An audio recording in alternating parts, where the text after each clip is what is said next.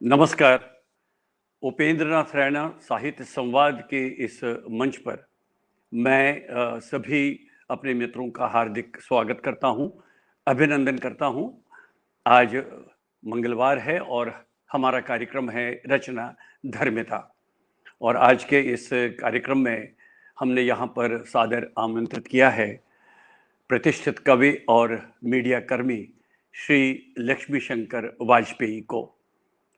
पहले मैं श्री वाजपेयी जी को अपने साथ इस मंच पर जोड़ता हूं और फिर हम अपनी बातचीत का सिलसिला शुरू करेंगे। श्री लक्ष्मी शंकर वाजपेयी। जी नमस्कार नमस्कार। वाजपेयी जी, नमस्ते। कैसे हैं आप वाजपेयी जी? बिल्कुल बढ़िया है। बहुत बहुत महीनों बाद, बहुत महीनों जी बाद, मैं दिन जी तो नहीं कहूँगा। अब देखिए, पिछले साल कोरोना तो लगभग इसी दौरान अपने उसमें था, ऊर्जा में था, और आज भी वही लगभग वही वातावरण बना हुआ है। तो एक जी साल कैसा बीता वाजपेयी जी आपका? ऐसे ही बीता। हम्म, जैसे सबका बीता वैसे घर पे नहीं बीता। नहीं और नहीं, आप चूंकि हमेशा गतिशील रहते हैं, अपने जी जी अपने अपने कार्यकलापों में बहुत व्यस्त रहते हैं, और घर से बाहर तो जाना नहीं हुआ होगा आपका। नहीं, जब खुला मतलब जब खुला तब तो फिर हम मसूरी हुआए, फिर उसके बाद प्रयागराज हुआए। तो जब खुल गया थोड़ा थोड़ा और चलना फिर मतलब जब एलाव हो गया तब जरूर जब गए। ये लगने लगा कि थोड़ा बहुत अब कोरोना हाँ भाग गया, भागा नहीं था वो, जी छिपा हुआ था, पता नहीं किस छुपा कोने हुआ। में बैठा हुआ था। जी जी जी। जी जी। तो उस समय हिंदी भवन भी गए, जहां जहां मतलब कार्यक्रम है उस तरह से। खैर बहुत मतलब भगवान कृपा से डरा वरा नहीं कि ठीक है। और एहतियात बरतते हैं, आप चाहे जितना देखें, बिल्कुल सच्ची बात है। अब थोड़ा समझ में आ रहा है जब जिसकी भयावहता देखी है, कि अब जब आप जाते हैं तो वो एहतियात रह नहीं जाते। क्योंकि वहां ये होता है, चलिए वो फोटो हो जाए, ग्रुप फोटो हो जाए, फिर चलिए मास्क हटा लीजिए, और वो आप कितने ही कोशिश करिए वो हो नहीं पाता। इसलिए अब थोड़ा सा अकल थोड़ी सी आई है कि अभी जो है बिल्कुल बच के रहना चाहिए।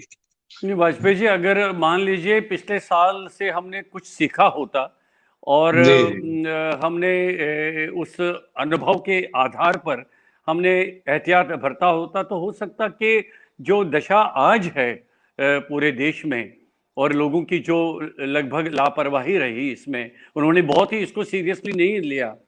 नतीजा ये निकला कि आज हम इस मोड़ पर आए हैं कि अब इसको हम नियंत्रित नहीं कर पा रहे हैं। तो मेरे हाँ, नहीं हिसाब आप से ठीक तो है हम तो। देखिए। जी जी। जी जी। जैसे मेरे एक मित्र थे, वो वहां थे, लखनऊ गए हुए थे। तो वो बताते थे कि हम तो दिल्ली से गए इसलिए वो मास्क वास्क लगाते, तो लोग ऐसे समझते थे मंगल ग्रह से आए। मतलब दिल्ली के अलावा दूसरे शहरों में तो कोई नामो निशान नहीं था मास्क वास्क का। सब लोग भूल गए कि चला गया कोरोना, कोई हो। तो वो सचमुच ये भारी पड़ गया, इतनी लप। और यहाँ भी दिल्ली में मैं देखता था, रोज ही जाता हूँ, तो अभी दूध लेके ही आया हूँ, अब वो तो लाना ही हम्म। पड़ेगा। तो जी जी जी। वो तो कोई मास्क वास्क का लेना देना नहीं, कोई भूला भटका आ जाए तो आ जाए, नहीं वही मतलब सब लोग अपने समझे कि चला गया बस सब। तो वो गलत हो नहीं गया। नहीं, ये यही यही है ना। अच्छा, मैं अब थोड़ा बहुत मित्रों को ये बताना चाहूँगा। इस आज के कार्यक्रम में श्री लक्ष्मी शंकर वाजपेयी जो हमारे आज के इस मंच पर उपस्थित हैं, वे बहुत बड़े कवि हैं, गज़लकार हैं, और बहुत अच्छी गज़लें लिखते हैं, कविताएं लिखते हैं, और साथ में बहुत ही बड़े मीडिया कर्मी भी हैं। बातचीत में, अब हमारी बातचीत में परतें खुलने लगेंगी। लेकिन वाजपेयी जी, एक चीज़ बताइए कि मैं हम आपके प्रारंभिक जीवन में तो बातचीत शुरू करेंगे, तो वास्तव में जो मित्र आप से उस तरह से परिचित नहीं हैं, जो आपका प्रारंभिक जीवन जानना चाहते हैं, तो कहाँ से है मूल जन्म स्थान कहाँ है आपका? जी जी। मैं कानपुर का हूँ। और कानपुर मतलब उस तरह सोचिए जहां से कविता का जन्म हुआ, जहां से वाल्मीकि विठोर का आश्रम वाले वाल्मीकि जी थे। तो गांव से आता हूँ, लेकिन गांव का जीवन बहुत ज्यादा मैंने इसलिए नहीं लेकिन गांव का जीवन देखा, क्योंकि हम पढ़ाई के लिए फिर शहर, पिताजी जो है शहर आ गए, कानपुर शहर आ गए। तो फिर मेरी जो है कक्षा 4 से लेके और बाकी सारा कुछ कानपुर शहर में हुआ। और बाकी तो साइंस में चले गए तो फिजिक्स। तो वही असल वही में वही क्या मैं है। जानना चाह रहा था, आपने फिजिक्स में एमएससी किया है, और जी जी। आपको तो आज साइंटिस्ट होना चाहिए था, आपको किसी विज्ञानशाला में होना चाहिए था, तो आप आकाशवाणी की पाठशाला में कैसे आ गए? नहीं नहीं, वो देखो साइंटिस्ट बनने का मन तो नहीं था मेरा, देखिए सच्ची बात ये है। और बात ये है कि शुरू से जो है मैं मतलब पब्लिक लाइफ में रहना चाहता था, ये तो तय था। मतलब वो 9 से 5 कोई बाबूगिरी मेरे बस की नहीं थी, आप वो ये समझ के चलिए। तो उसमें यही बनता था कि आईएएस और पीसीएस और ये तो मीडिया। तो मीडिया भी मैं तब नहीं जानता था, लेकिन वो तो मतलब अनाउंसर जानता था, तो मैंने कानपुर में अनाउंसर के लिए फॉर्म भर दिया था। लेकिन प्रोग्राम एग्जीक्यूटिव ऐसा कुछ होता है वो मुझे पता भी नहीं था। तो इत्तेफाक से विजय बनर्जी जी कानपुर में आकाशवाणी में विविध भारती में थे और मेरे मित्र थे। तो इत्तेफाकन मैं वहां उनके घर गया हुआ, तो उन्होंने बताया कि आप अप्लाई कर दीजिए, यूपीएससी में ऐसे ऐसे निकला है। तो मैंने अप्लाई कर दिया, और अप्लाई कर दिया तो आ गए। तो वो मेरे मन का काम इतना थे कि पब्लिक से मतलब जुड़ के रहना, बस वही एकमात्र वो रहा है। और अब ये कैसे है, लेकिन कहीं ना कहीं मतलब समाज को बदलने का एक दिमाग में फितूर कहिए, जो कहिए, जुनून कहिए, पागलपन कहिए, वो रहा हमेशा शुरू से। वो किसी तरह से हो पाता। तो आईएएस भी मतलब ट्राई किया, पीसीएस में क्वालिफाई किया, इंटरव्यू में नहीं आ पाए, वो अलग बात है। तो लेकिन अब वो मुझे मीडिया में जब आ गए तो बहुत आनंद आ गया। पहले ही दिन जो है ना, गवर्नर साहब से मुलाकात हो गई मध्य प्रदेश के, तो वो लगा रहे क्या बात है, ये तो बहुत अच्छा काम है। तो आकाशवाणी में आप क्या डायरेक्ट यूपीएससी से आ गए प्रोग्राम एग्जीक्यूटिव के रूप में, या आपने उससे पहले भी जैसे अ, ऐसा होता है ना कि जो अपनी पढ़ाई के दौरान या और आपने कोई कार्य किया होगा तो आप आकाशवाणी के कार्यक्रमों में भाग लेते थे, कि कुछ नहीं नहीं ऐसा नहीं भी नहीं, हुआ? वो कुछ भी ऐसा नहीं। बस इतना ही था कि जब मैं सोता था तो ट्रांजिस्टर साथ रहता था, नहाने जाता था तो ट्रांजिस्टर रखा रहता था। ट्रांजिस्टर मेरे साथ हमेशा रहता था, क्योंकि गाने का शौक था, और यही जनरल नॉलेज या सारा कुछ रहता था, मतलब जुड़े जुड़े रहना। तो वो तो था। लेकिन यही तो बात है, जिस दिन मैं इंटरव्यू के लिए गया और यूपीएससी में, तो वो मैं देख देख के हैरान हो रहा था कि मैं कहाँ आ गया। एक जिस क्योंकि वहां वो बहुत सारे लोग थे जिन्होंने कई वर्ष वहां गुजारे थे, और अपने अपने संस्मरण सुना रहे हो, मैं बड़ा डरा सहमा बैठा हूँ। तो लेकिन ये है कि चलो, वो मैं आ गया तो अच्छी बात है यूपीएससी में। और क्योंकि जो मेरा इंटरव्यू था वो बहुत अच्छा हुआ। उसमें जो शर्तें थी कि आप साहित्य में या संगीत में या उसमें थिएटर में कोई राष्ट्रीय स्तर की उपलब्धियां हो, तो तब तक मैं सारिका में छप भी चुका था, राष्ट्रीय स्तर के कवि सम्मेलन भी कर चुका था। तो वो सारा मेरे काम आ गया। जी अच्छा अच्छा, जी जी। अच्छा, मैं ये चाहता हूँ वाजपेयी जी के अब हम आपकी देखिए, आपके व्यक्तित्व के दो पक्षों पर हम मुख्य रूप से बात करेंगे।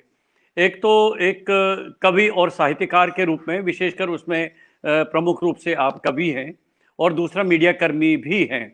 तो मीडिया कर्मी के बारे में बाद में बात करेंगे। पहले हम आपका जो लेखन है, आपका जो साहित्य है, आपकी गज़लें हैं, आपकी कविताएं हैं, और उस यात्रा पर बातचीत करेंगे। लेकिन मैं चाहता हूं, मेरा मन ये करता है, आप एक वंदना के रूप में शुरू में एक बहुत अच्छी सी कोई ऐसी रचना सुनाइए सस्वर पाठ करके, ताकि मुझे थोड़ा सा, मुझे भी जोश आया आपको कुछ पूछने में।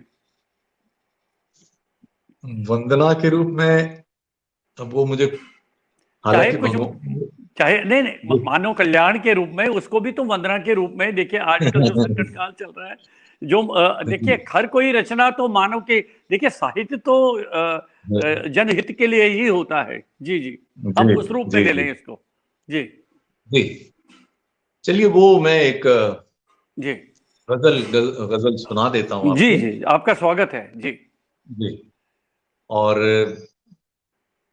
तरन्नुम से सुना देता हूँ। तरुण से, जी जी, आपका स्वागत है, स्वागत है आपका जी। जी। कि टूटते लोगों को उम्मीदें नई देते हुए, कि टूटते लोगों को उम्मीदें नई देते हुए, लोग हैं कुछ जिंदगी को जिंदगी देते हुए, लोग हैं कुछ जिंदगी को जिंदगी देते हुए। और मेरा तो ये वीडियो पता नहीं स्टिल हो गया है, लेकिन पता नहीं ठीक ठाक आप देख पा रहे सुन पा रहे हैं तो अच्छी बात है। उपेंद्र जी ठीक चल रहा जी है? जी, आ रहा, बढ़िया आ रहा है, आ रहा है, आ रहा है। अच्छा ठीक है, मेरे में स्टिल हो गया इसलिए मैं शेर सुनिएगा जी जी, जरूर सुनाइए।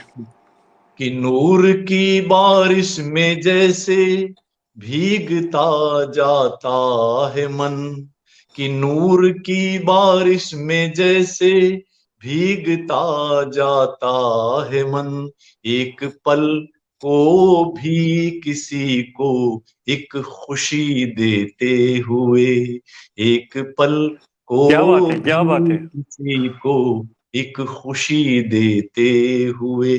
और वो शेर जिसने मुझे बहुत पहचान दी, इज्जत दी, कि याद पर बस आ गई माँ मैंने देखा जब कभी, वाह वाह। याद पर बस आ गई माँ मैंने देखा जब कभी, मोमबत्ती को पिघल कर रोशनी देते हुए। क्या बात है, क्या बात है, वाह वाह वाह, बहुत बहुत बढ़िया, शुक्रिया। बहुत शानदार, कि बहुत शानदार। मोमबत्ती को पिघल कर रोशनी देते हुए। वाह और एक शेर ये, तीर की माने अंधेरा, शेर यूं है कि आज के इस दौर में मिलते हैं ऐसे भी चराग, आज के इस दौर में मिलते हैं ऐसे भी चराग, रोशनी देने के बदले तीरगी देते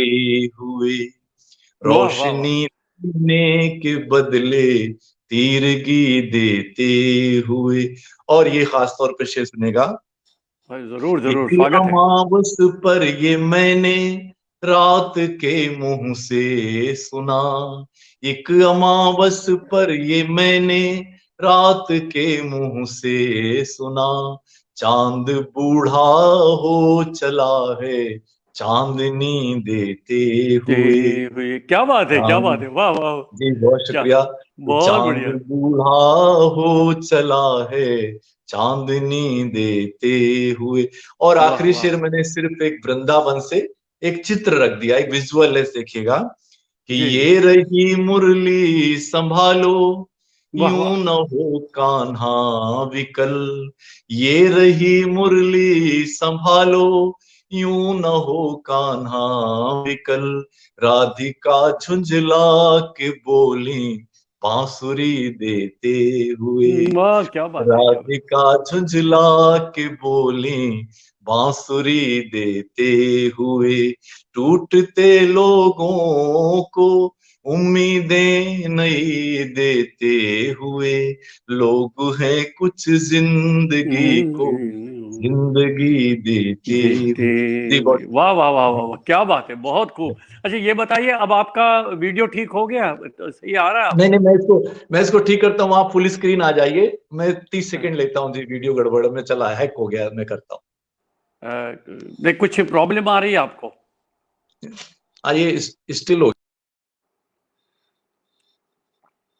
अभी वाजपेयी जी हमें बहुत अच्छी एक रचना सुना रहे थे। जी बहुत हाँ। बढ़िया, अब ठीक हो गया, बढ़िया हो गया। ये ठीक अच्छा हो अच्छा, गया। अब ठीक हो गया, बहुत अच्छा। अच्छा मैं वाजपेयी जी, आज पता नहीं मेरे जिस सिस्टम से मैं कार्यक्रम करता हूँ उसमें आज कमेंट्स नहीं आ रहे हैं, लेकिन मैं मोबाइल ऑन करके मैंने निकाला है।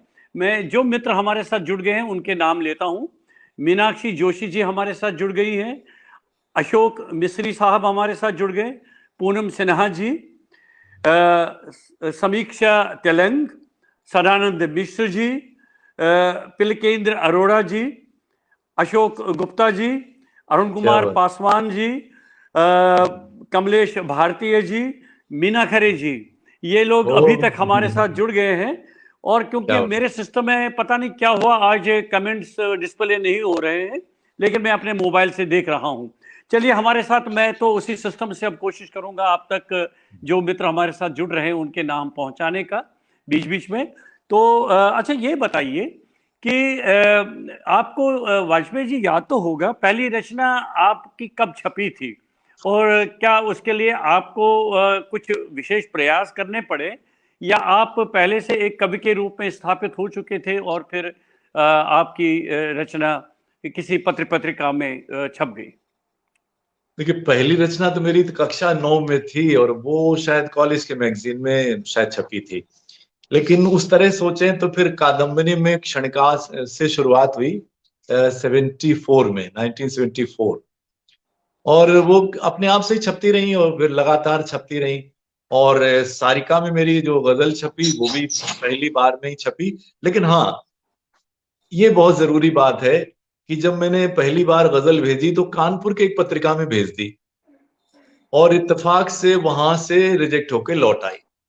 अब चूंकि मेरे 7 पीढ़ी में किसी ने कविता नहीं लिखी थी तो मैं तो वहीं खत्म हो जा गया होता, आज आपके साथ चर्चा नहीं कर रहा होता। अच्छा अच्छा अच्छा, जी क्योंकि जी जी। अब मुझे लगा वो मतलब कि मैं शायद मतलब मेरी गजल इस लायक नहीं, जो भी है, कोई कोई क्योंकि कोई इस तरह का वो तो था नहीं। लेकिन आप सोचिए ईश्वर की कृपा कि कैसे, क्या उस जमाने में चिट्ठियां पहले से आ जाती थी कि आपकी रचना स्वीकृत है, वो कहाँ पोस्ट कार्ड नहीं आ पाया होगा, तो मुझे ज्यादा तकलीफ हो नहीं पाई। मतलब ये मुझे रिजेक्शन, ये जो चिट्ठी मिली रिजेक्ट वाली, और उसके 3 घंटे बाद, 2 घंटे बाद मेरे भाई साहब मेडिकल कॉलेज से आए, बड़े भाई साहब, बड़े खुश होके कि तुम्हें पता है सारिका में तुम्हारी गजल छपी है। अरे पूछिए नहीं। क्या बात और है, वो क्या बात है। कोई छोटी बात इसलिए नहीं। उन दिनों संपादक कौन थे सारिका के? कमलेश्वर जी, कमलेश्वर कमलेश्वर जी। जी। जी जी जी जी। और लेकिन तब तक मुझे ये बारीकियां नहीं पता थी। बाद में पता लगा कि मैं कानपुर से पहला व्यक्ति था जो इस तरह दुष्यंत जी के बाद वाली जो धारा है उसमें पहला व्यक्ति था कानपुर का जो छपा था। और ये भी कि दुष्यंत जी का विशेषांक आया है वो अगस्त से 76 में, 76 में, और मेरी ये गजल छपी है फरवरी मार्च वगैरह में। तो मैं गिने चुने लोगों में हूं हिंदुस्तान के जिन्होंने वो दुष्यंत जी वाली धारा को अपनाया। तो मैंने वो दौर देखा है जब हिंदी वाले भी जो है वो करते थे कि बेटा गजल क्यों लिखते हो, जब हिंदी में इतने सारे छंद हैं, उधर से भी गाली मिलती थी। और जब उर्दू वालों की महफिल में चला जाता था तो वहां खुसर फुसर होती थी कि अब ये हिंदी वाले उर्दू में आ गए हैं तो बेचारी गजल का क्या होगा। ये था। और अच्छा, फिर? और जी। साहित्यिक एक पत्रिका थी, अब तो वो बंद हो गई, बड़ी साहित्यिक पत्रिका, उसमें लिखा रहता था कृपया चुटकुले और गजलें ना भेजें। ये स्थिति थी। अब ओहो। देखिए, आज की तारीख में नहीं, बहुत पहले से कोई साहित्यिक पत्रिका मुझे आप बताइए जो बिना गजल के चल रही हो, बिना जिसमें गजल ना छपती हो। और हिंदी गजल ने जो कुछ किया है, हिंदी गजल मतलब गजल है जो देवनागरी में लिखी जाती है, जो हिंदी के कवि लिख रहे हैं, सीधी सी बात है। और आज 40 साल में ज्यादा नहीं हुआ है, दुनिया के इतिहास में किसी भाषा के किसी काव्य विधान ने इतनी तरक्की नहीं की होगी जितनी हिंदी गजल ने की है। और नहीं, आज सही इतने बात है, बिल्कुल। सैकड़ों जी लोग जी। लिख रहे हैं, कितनी पीएचडी हो गई, मेरे वाली पे एमफिल हो गई, और विश्वविद्यालय में पाठ्यक्रम में लग गई। जो जो जो चाहिए मानदंड, आपको साहित्य अकेडमी से संचयन निकल गया, क्या चाहिए, सब कुछ वो उपलब्धियां हासिल हिंदी गजल को हो चुकी हैं, जो जिसके लिए पहले मजाक उड़ाया जाता था, उपहास किया जाता था। जब दुष्यंत जी का वो विशेषांक, वो जब नहीं साय में धूप आई, उसकी भी जो समीक्षाएं पढ़ लीजिए आप, या उस पर जो चर्चा हुई रेडियो या दूरदर्शन में वो भी पढ़ देखिए। लेकिन आज दुष्यंत जी के साय में धूप के 50 से ज्यादा संस्करण निकल चुके हैं। निकल और चुके ये हैं, बड़ी जी जी। उपलब्धि नहीं है, और इससे बहुत बड़ी मुश्किल से उपलब्धि वो ये है, संस्करण मिलते हैं। जी जी जी। नहीं नहीं, बड़ी उपलब्धि ये है कि गजल जिस तरह की थी पहले, मैं उसका गवाह हूं, मैं उसका गवाह हूं। वो मुशायरे मैंने उनमें साझेदारी की है कि गजल में 90% इश्क और हुस्न इश्क यही सब होता था। लेकिन उर्दू गजल का पूरा चरित्र, पूरा उसका कंटेंट बदल गया, ये दुष्यंत जी की सबसे बड़ी देन है। सही आज बात है, जी जी। उर्दू गजल हिंदी गजल कोई फर्क नहीं है, एक बिल्कुल धरातल पर आम आदमी के दुख दर्द से जो पीड़ाएं आज की हैं, जो विषमताएं हैं, जो विषमताएं हैं, परेशानियां हैं, चुनौतियां हैं, सब उर्दू गजल में भी मिलेंगी आपको और हिंदी गजल में भी मिलेंगी। ये बहुत बड़ी उपलब्धि है। बहुत जी। बड़ी उपलब्धि। अच्छा, आपने तो लगभग 30 विधाओं में, जो गजल की 30 विधाएं हैं, नहीं, उसमें गजल नहीं, आपने गजल के अलावा, गजल के गजल के, अलावा। नहीं नहीं, मतलब हाँ, 30 हाँ, विधाओं में आपने लिखा है। तो जी जी। पहले किसी एक दो विधाओं का कुछ वर्णन करिए, उसमें कुछ सुनाइए ताकि फर्क लगे अपने मित्रों को, क्या क्या उसमें अंतर रहता है। नहीं वो, हाँ मैं बताता हूँ ये बात, हालांकि मैं कई बार बता भी चुका हूँ। देखिए गजल जी मेरी जी मुख्य विधा है, गीत जी मैं जी तब जी भी लिखता था। जी जी और जी वो जी जो गजल लिखेगा वो मान नहीं सकता कि वो दोहा ना लिखे, क्योंकि वही जादू उधर भी है, एक शेर में 2 लाइन में बड़ी बात कहना, और दोहे में भी वही बात है, दोहा वही जरूर है। जी लिखेगा। जी दोहा जी जी। लिखेगा तो हाइकू जरूर लिखे, क्योंकि हाँ। वहां 17 अक्षर में 5 7 5 में सारी बात कहनी है। तो जी ये जी जी। ऑटोमेटिक है। और वो फिर दोहा लिख रहा है तो माहिया जरूर लिखने का मन करेगा, जो 12 10 12 मात्रा में 3 मतलब ये पंक्तियों एक की पूरी हो। एक श्रृंखला बनती है ये फिर बाद में। जी जी। जी जी जी लेकिन ये जी। जो 30 विधाओं वाली बात है, इसके पीछे एक दूसरा कारण है। और वो कारण ये है कि हमारी हिंदी कविता में यानी बहुत सारी विधाएं विलुप्त होती चली जा रही हैं, खत्म होती जा रही हैं। लोग नाम तक नहीं जानते, उनको बिल्कुल नहीं पता है कि ये माहिया क्या बला है, ये कुंडलिया क्या बला है, ये घनाक्षरी क्या बला है, ये जो इतनी सारी विधाएं हैं नहीं जानते वो। सवैया क्या चीज है, अब मात्राएं सवैया है कितनी तो होनी चाहिए, कैसे होना चाहिए, हाँ, नहीं बिल्कुल नहीं सही कुछ बात। नहीं। तो वो इस कोरोना काल में मुझे वो आगमन करके एक पटल है, तो वो पवन जैन जी उन्होंने ऐसे मुझे अनुरोध किया। तो वो पाठशाला मैंने साल भर चलाई और एक एक विधा पर चर्चा करते गए। उसका लाभ ये हुआ कि सैकड़ों, मेरे उस कार्यक्रम की वजह से आज की तारीख में सैकड़ों लोग माहिए लिख रहे हैं। क्या बात है, मतलब क्या बात है। अब वो जिन्होंने कभी माहिया नाम भी नहीं जानते थे और कभी नाम भी नहीं सुना था, और जाने माने रचनाकार, जैसे मैं नाम लेता हूँ सुभाष नीरो जी, बहुत अच्छे जी कथाकार हैं, अनुवादक बहुत हैं, अच्छे कवि कथाकार, हैं। मेरे परम मित्र हैं, मेरे भी हैं। जी जी जी। जी। तो अब वो उन्होंने बाकायदा फेसबुक पे डाला माहिया नंबर 36, माहिया नंबर 35, ये क्या मतलब बात है। फिर क्या- एक जी एक महिला, उन्होंने माहिया का पूरा ग्रुप बना लिया, उसमें 40 45 और लोग हैं जो माहिया ही पर काम करते हैं, माहिया लेके। तो इस तरह का ऐसे काम हुआ। तो वो एक हमारा एक मिशन था। तो उसमें बहुत सारी, जैसे बहुत सारी विधाएं खत्म हो गई, जैसे पद है। अब जी। पद कितनी पद प्यारी विधा बहुत है, सूरदास जी ने, बहुत मीरा बहुत। जी ने, तुलसीदास जी जी ने जी लिखा। जी अब तो मैंने यही किया है कि उनका थोड़ा रिवाइवल हो, ऐसा नहीं कि मैं ही लिख रहा हूं, और लोग भी लिख रहे हैं, लेकिन उस पर चर्चा नहीं हो रही है। तो लोग इन विधाओं को जाने। और ये जैसे एक वहां होता है देहरादून में, valley of words international poetry festival, तो वहां मैंने एक सत्र रखवाया। तो मैंने उसमें वही जो आप कह रहे हैं, तो एक साथ 30 विधाओं में कविता पाठ का, ताकि एक साथ लोगों को पता चलता चले भाई ये है, ये फला है, ये फला, ये फला है। क्या और बात है। इसी तरह एक हुआ जश्न हिंद 3 दिन का फेस्टिवल, वहां भी 1.5 घंटे का एक सत्र रखवाया मैंने। तो अब ये एक मेरा मिशन बन गया है कि ये विधाएं ताकि जिंदा रहे। तो मैं, आप नमूने की बात कर रहे थे, मैं हाँ जी, आपको दो कुछ तीन सुनाइए, बस माहिया सुनाइए सुना देता हूँ। सुनाइए। तीन जी जी माहिया जी सुनाता हूँ। माहिया जो है हमारी मिट्टी का छंद है, जी जी हमारे पंजाब का, हिमाचल और जम्मू कश्मीर और आपके ये हरियाणा वगैरह, मतलब उस बेल्ट का ये छंद है। और बड़ा प्यारा छंद है, इसको टप्पा भी बोलते हैं, सिनेमा में भी इस्तेमाल हुआ है, जगजीत सिंह साहब ने भी गाए हैं टप्पे। जी। तो वो 2 3 माहिए सुनिएगा। 12 मात्रा, 10 मात्रा, 12 मात्रा। और पहले पहले माहिए के साथ जो अभी मजदूर भाग रहे हैं उनको भी याद रखिए, और जो पहले हजारों मील चले थे उनको भी याद रखिए। माहिया सुनिए कि जो लोग शिखर पर हैं, जो लोग शिखर पर हैं, काश उन्हें देखें जो नींव के पत्थर हैं, काश उन्हें देखें जो नींव के पत्थर हैं। तो ये छोटा सा छंद है बिल्कुल पे। तो जी दूसरा जी जी। माहिया सुनने का। अब वो हमें भी, आपको भी डराया होगा, मुझे भी डराते रहे वो कोरोना में, तो एक ऐसे ही हल्का फुल्का माहिया सुन लीजिए कि जब उम्र ये पूरी है, वाह जब वाह। उम्र ये पूरी है, अमृत क्यों खोजूं, मरना भी जरूरी है। यही है। वाह वाह वाह, क्या बात है। लेकिन अब एक माहिया, अंतिम माहिया सुन लीजिएगा। जिंदगी पे एक छोटी सी बात मैंने कही, सुनिएगा कि जीवन एक लोरी है, वाह वाह। जीवन एक लोरी है, झूला सपनों का, झूला सपनों का, और वक्त की डोरी है, वाह वाह वाह, क्या झूला बात है। सपनों का, और वक्त की डोरी है। तो जोरी है, ये वाह। ये माहिया हो गया साहब। जी जी जी। इसी तरह कहमुकरी हमारे 700 साल पहले जो उन्होंने चलाई अपने, क्या कहते हैं, अमीर खुसरो साहब ने, वो बड़ी प्यारी विधा है। मतलब वो तो ऐसे जैसे कहमुकरी, तो कहमुकरी भी एक विधा है। पद, जैसे मैं आपको एक पद साझा कर देता हूँ, बहुत ऐसे बिना गाऊंगा नहीं, समय बचेगा थोड़ा। तो मैंने जितनी पुरानी विधाएं ली उसमें आधुनिक संदर्भ जोड़े हैं। ये किया मैंने।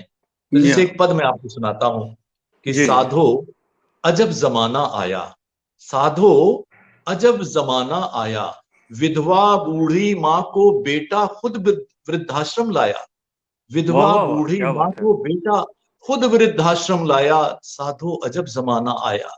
और भूख से हारे अन्न के दाता, भूख से हारे अन्न के दाता, आत्मघात अपनाया, साधो अजब जमाना आया। जमाना आया। और जी, और पंक्ति ये है कि बरसा नहीं फटा है बादल, हमने बचपन में ही नहीं सुना था ये लफ्ज कि नहीं नहीं बरसा नहीं, नहीं फटा फटा है है बादल, बादल।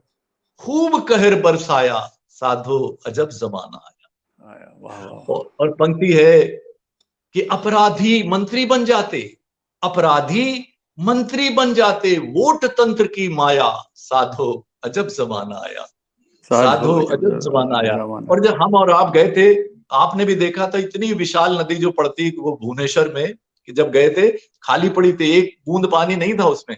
तो बड़ी वहीं से मिली थी ये पंक्ति की, बड़ी बड़ी नदियों में हमको पानी नजर ना आया, साधो अजब जमाना आया। जमाना आया, क्या बात है, जी, और क्या बात है। ये पंक्ति सुनिएगा कि शहरों में, अब देखिए चौपाई से तो हम सब परिचित हैं, कि शहरों में मनुष्य को खोजा, शहरों में मनुष्य को खोजा, मिला सिर्फ दो पाया, साधो हाँ अजब हाँ हाँ हाँ, जमाना। क्या बात है, क्या बात है, क्या बात इस है, क्या शहरों बात में मनुष्य को खोजा, है। या मिला सिर्फ दो पाया, दो पाया। साधो अजब जमाना आया। और अंतिम है कि लोकतंत्र का सूर्य जहां था, लोकतंत्र का सूर्य जहां था, बड़ा अंधेरा पाया, साधो अजब जमाना आया, साधो अजब जमाना अजब आया। जमाना, ये क्या पद मैंने बात है, आपको सुनाया जी। क्या बात है, बहुत बढ़िया, बहुत अच्छा, बहुत अच्छा। तो आपका पुस्तकें वगैरह कितनी आपकी प्रकाशित हो चुकी है? देखिए, हम और आप एक ही नाव के मुसाफिर हैं। मैं जानबूझ आप के ये जानते बात हैं आपको आपसे छेड़ना जी, चाह रहा था। नहीं नहीं, इसलिए कि आकाशवाणी में जाने के बाद, अब वो आज की तारीख में मैं उसे पागलपन मान सकता हूं या दूसरे पागलपन मान सकते हैं, लेकिन आप भी जानते हैं, मैंने सिवाय माता पिता की मृत्यु के अपने पूरे जीवन में कभी कोई छुट्टी नहीं ली।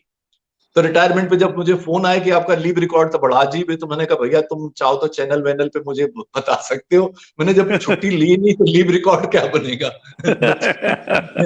और छुट्टी क्या लेनी, मतलब 26 जनवरी है तो 4 बजे से भागो, 15 अगस्त है तो 4 बजे से भागो, और कोई वीवीआईपी मर जाए तो मतलब कोई निधन हो गया तो आप उसमें लग जाओ। तो ऐसे ही रहा, और कुछ भगवान की अजीब सी लीला रही कि जिस दिन मेरी मान लो मैरिज एनिवर्सरी है, उस दिन कुछ ना कुछ ऐसा विशेष आ गया कि रात 10 बजे पहुंच रहे हैं। मैं तो तो भुक्त ये भोगी हूँ बस उसका। मालूम है कि यही तो होता है। इसलिए, अच्छा, मेरा जी जी। इसलिए मेरा उस तरफ ध्यान भी नहीं गया अभी भी, मतलब रिटायरमेंट के बाद थोड़ी लापरवाहियां भी हैं, थोड़े आलस भी है। मतलब क्या हुआ कि जब जब कोई बहुत सारे आलसी मर गए हजारों हजारों की तादाद में, तो भगवान जी को लगा अब क्या किया जाए, तो मुझे भेज दिया धरती पे। तो आलस भी बहुत अच्छा, ये अच्छा है। है, तो अच्छा। सामग्री बहुत सारी पड़ी है, ममता जी भी डांटती है, मेरी बिटिया भी डांटती है, सारे मित्र लोग करते रहते हैं वो। देखिए, आएंगी किताबें, आएंगी तो एक साथ आएंगी। वाजपेयी जी, ये बात मैंने जानबूझ के छेड़ी, मेरे साथ भी तो यही हाल है। लेकिन मैं इस रूप में लेता हूं, आप आश्वस्त रहिए। देखिए, जिस तरह से एक संपादक जो होता है, जब किसी पत्रिका का वो संपादन करते हैं, मान लीजिए 10 वर्ष उन्होंने किया, जितनी भी कितनी पत्रिकाएं छप के आते हैं उनके संपादन में, और एक एक शब्द उनकी निगाह से न निकला हो ऐसा तो नहीं होता है, क्योंकि संपादक की सब जिम्मेदारियां होती हैं, यानी वो उसका एक सृजनात्मक कार्य होता है। इसी तरह से तो हम भी माने कि जो हम आकाशवाणी में थे प्रोग्रामर से, तो वो भी तो अपने आप में, क्या वो रचना धर्मिता नहीं है, क्या वो सृजन का काम नहीं है क्या? आपने अब क्यों नहीं, देखिए, मतलब आपने अपने जीवन काल में आपने कितने कार्यक्रम बनाए होंगे। अगर आप जी, थोड़ा बहुत मोटा मोटी निकालेंगे, औसतन में निकालेंगे, मुझे लग रहा है कि 4-5 हजार से कार्यक्रम आपने नहीं बनाए, कम नहीं बनाए होंगे। तो वो भी एक सृजनात्मक कार्य है। ठीक बात, नहीं नहीं, आपकी टिप्पणी चाहूंगा इस पर। हाँ नहीं, मैं बता रहा हूँ, अपना व्यक्तिगत रुझान भी होता है कोई का, भाई कि कोई अब है कि अपना ऑफिस करके आया फिर लिखने में ही लग गया। मैं नहीं कहता कि मतलब अपना अपना रुझान, ये मेरा व्यक्तिगत मामला है। मैं कभी घर पे नहीं गया हूँ दिल्ली में, कोई अपवाद रहा हो तो मैं नहीं जानता। मैं हमेशा हैबिटेट सेंटर गया हूँ, इंडिया इंटरनेशनल सेंटर गया हूँ, मंडी हाउस गया हूँ, मेरा हमेशा वही रहा कि हम नए नए लोग खोजें, नई प्रतिभाएं खोजें, कार्यक्रमों में भागीदारी करें। तो मेरा तो जीवन में कभी मतलब ये कोई दिन मतलब जैसे छुट्टी वाला भी होता है। अब एक उदाहरण घटना आपको बताता हूँ। एक दिन ऐसा हुआ, और रोज फोन इन होता, आप जानते हैं शनिवार को फोन इन प्रोग्राम होता है, तो मैं सुबह सुबह जी जी। भाग के पहुंच जाता था। अगर नहीं जाता तो भी काम बन जाता, प्रोग्राम तो चल ही जाता, लेकिन भाई इतने बड़े बड़े लोग आते, तो मैं वो उससे बाहर नहीं आ पाया, उस फ्रेम से, एक ब्रॉडकास्टर का जो फ्रेम ऑफ माइंड होता है ना, उससे बाहर नहीं आ पाया। अब एक दिन क्या हुआ कि मैंने कहा ममता जी से कि उस दिन कुछ ऐसा था, साइंस पे प्रोग्राम होना था, मेरे जाने के बिना चल सकता था, एक चौथा शनिवार था साइंस। फिर मैंने कह दिया कि मैं नहीं आता, और आप कर, उस दिन मैं नहीं गया। फिर इत्तेफाकन उस दिन कोई साहित्यिक कार्यक्रम वगैरह भी नहीं था। तो मैंने ममता जी से कहा कि आज कोई, देखिए ऐसा संयोग महीनों बाद पड़ रहा है कि आज कोई कार्यक्रम नहीं है और पुणे में भी नहीं गया, तो आज कहो तो एक फिल्म देख लीजिए। मतलब साल गुजर गए, साल के और उससे भी ज्यादा गुजर गए, क्या और बात है। मैंने ये बात ममता जी को कही है, तो उधर से डॉक्टर रितु राजपूत का फोन आया कि सर खबर मिली आपको? मैंने कहा क्या? मैं भैरव सिंह शेखावत जी नहीं रहे, बात खत्म हो गई। तुरंत गाड़ी मंगाई, फोन किया, गाड़ी मंगाई, शुरू हो गया, ऑफिस और शुरू हो गया। जी जी, ऑफिस शुरू हो गया। ये ऐसे होता है। वही तो वही वो मैं कह रहा रुझान हूँ। वाली, अच्छा। मतलब मेरा जो था, मैं बताता हूँ। जैसे मेरा शुरू से, जो मैंने पब्लिक लाइफ की बात की, अब वो मेरे शुरू से ये रहा है, मेरे बचपन का जो है ये मतलब एक बना रहा, या तो मैं आईएएस में जाता, और बस एक दुनिया बदलने का जुनून। अब मैंने रेडियो इसीलिए ज्वाइन किया था, मतलब जाऊंगा, जैसे ही मैंने एक डॉक्यूमेंट्री बताई, दहेज खत्म, दूसरी डॉक्यूमेंट्री बनाई, भ्रष्टाचार खत्म, ये डॉक्यूमेंट्री करी तो जातिवाद खत्म, ऐसे मतलब एक दिमाग में जुनून, पागलपन होता है। हालांकि हालांकि उपेंद्र जी, आप साक्षी हैं, मेरे पास पूरा मतलब एक दो नहीं, सैकड़ों सक्सेस स्टोरीज है। जब आप देखिए, हम्म। उसका लाभ भी मिला, जब आपने टाइम डिवोट किया। अगर आप रूटीन में करते हैं, कुछ हासिल नहीं होता, लेकिन नहीं जब होता, आप एक बात सही है। मिशन मोड में जब एक काम करते हैं, तो मतलब बहुत सारी ऐसी उपलब्धियां हैं जो भारत से जुड़ती हैं, देश से जुड़ती हैं। मसलन आप थे उसमें, जब रेल मंत्री जी को बुलाया था जनमंच में, उन्होंने वही घोषणा की थी, आप भी बैठे थे, कि अब 2 की जगह 4 डब्बे लगेंगे। वो 4 डब्बे जनरल डिब्बे रेलगाड़ियों में पूरे भारत में लग रहे हैं। वो आप भी तब उस समय थे, जब वो ये जो आपके खिड़कियां हैं सीनियर सिटीजन के लिए, जो अलग रिजर्वेशन की विंडो है, वो जी जी आकाशवाणी जी। दिल्ली की देन है। तो ऐसे बिल्कुल। वो सैकड़ों, जहां जहां मैं रहा। उसी वक्त मंत्री जी ने कहा कि अब हम जी, पत्रकारों के लिए और आकाशवाणी और दूरदर्शन के कर्मचारियों के लिए अलग से खोलेंगे, अलग नहीं खिड़की वो भी होगी। था, नहीं उससे हाँ। पहले, उससे पहले हम्म। जो हम्म। सीनियर सिटीजन्स के लिए विंडो बनी थी, वो तो फोन इन प्रोग्राम दिल्ली के स्टेशन का देन है पूरे भारत में। तो ऐसे जहां जहां भी मैं रहा, मतलब बीकानेर रहा, ग्वालियर, वहां अब हर वो, खैर उसके लिए लंबी बहस बात हो जाएगी। कुल गरज हम्म। यही है कि जैसे कि अब आप तो उस वक्त डायरेक्टरेट में थे, तो मुझे भेजा गया था वो यूनेस्को का जब एक सेमिनार था, तो मैं जी आकाशवाणी की जी। तरफ से गया था, वो टेप प्ले किया था कि जिस कॉलोनी में, जिस पुरानी दिल्ली के जिस मोहल्ले में 35 साल से पानी की समस्या थी, पीने के पानी की, 35 साल से, वो जी जी एक जी। हफ्ते के अंदर, वो जब मुख्यमंत्री जी आई और उन्होंने एक हफ्ते के अंदर वो लाइन बदल गई, ये सब हो गया, और पानी, तो वो मैंने पेश किया। कितने लोगों की जान बची होगी। देखिए वहां पर एक बात और है, सुबह 8:30 बजे मुझे फोन आता है कि वो 10 बजे बच्ची का ऑपरेशन होना है, अगर इस फला ग्रुप का वो नहीं मिला तो ये बच्ची जो है, इसकी डेथ भी हो सकती है। मैंने कोई फॉर्मेलिटी नहीं करी कि उससे कहता कि आप ये भेजो, वो मांगो, ये करो, नो। तुरंत मैंने नंबर लिया, एफएम गोल्ड में, एफएम रेनबो पे वो फ्लैश किया, और जैसे ही फ्लैश, उस एफएम गोल्ड नंबर 1 था पूरी दिल्ली में, आप जानते हो, पूरे जी टाइम, जी जी। मतलब मेरे रिटायरमेंट तक। और जब भी कोई इस तरह अनाउंसमेंट ब्लड का होता था, तो 400, 500, 600 लोग तुरंत फोन आते थे ब्लड डोनेट करने। वो बच्ची का ऑपरेशन हुआ, 10 बजे वो सुरक्षित बच गई। तो वही मेरी जिंदगी का एक मकसद भी रहा, वही जिंदगी की मेरी दिनचर्या रही। मेरा कभी और यही शुरू से था मेरे, कि ये साहित्यकार बनने की ख्वाहिश कभी नहीं थी कि मुझे ज्ञानपीठ मिल जाए। मकसद साहित्य भी है, तो वही है कि भाई समाज में कुछ बदल जाए, किसी तरह बदल जाए। तो ब्रॉडकास्टिंग में भी वही था। जी जी जी। तो आपने, आपके हमारे जमाने में वो एफएम गोल्ड था, अब एफएम सोल्ड हो गया वो। चलिए, इन्हें इन्हें लाइटर में। बहुत तकलीफ, क्योंकि देखिए आप जानते हैं कि वो जिम्मेदारी मुझे मिली थी, वो मेरा बच्चा था, वो मेरा बच्चा एफएम गोल्ड। और कितनी लोकप्रियता थी, कैसे कैसे मतलब जो है एफएम गोल्ड हमेशा नंबर 1 रहा। और कितना लोग मतलब जो बड़े बड़े लोग हैं, यानी कैबिनेट मिनिस्टर्स आते तो कहते मैं तो एफएम गोल्ड सुनता हूँ। जितने बड़ी बड़ी हस्तियां आती थी, बड़े बड़े उद्योगपति हो वो जो वो, तो अब बताइए वो अब एफएम गोल्ड की क्या हालत हो गई। वाजपेयी जी, अब वो सोना नहीं, अब वो सोना नहीं रहा, अब तो वो सोना, सोना, वो सोना। सोना हो गया। अच्छा चलिए, हमारे मित्र चाहते हैं कि बातचीत तो होती रहेगी, बहुत अच्छी बातचीत, रोचक बातचीत हो रही है, कि बहुत अच्छी रचना सुनाइए ना, अच्छा लगेगा। हाँ हाँ, ये तो देखिए नहीं, मुझे तो प्रोग्राम की बातचीत जान में तो इसलिए वही कि है। देखो, जी आज इस जी कार्यक्रम में आने का एक बात बताऊं, ये तो रोज का सिलसिला है, कल भी है, परसों भी है, और चलता रहता है, जी लेकिन आज जी मुझे सबसे बड़ा आनंद आपके साथ गपशप करने का। आप जी जी इतने जी जी मतलब, आप इतने अच्छे, आप स्वयं इतने बड़े ब्रॉडकास्टर, इतने अच्छे कवि, तो वो जो आनंद है उसका तो मजा ही अलग है। चलिए मैं एक चलिए कविता सुनाता हूँ, क्योंकि सुनाइए, इस सुनाइए सुनाइए, अच्छा अच्छा लगेगा। जी जी। सिस्टम, यहाँ। ये जो हमारा सारी जो है हमारा जो हिंदुस्तान है उसकी उसका जो है दुर्दशा का एक कारण है हमारी ब्यूरोक्रेसी।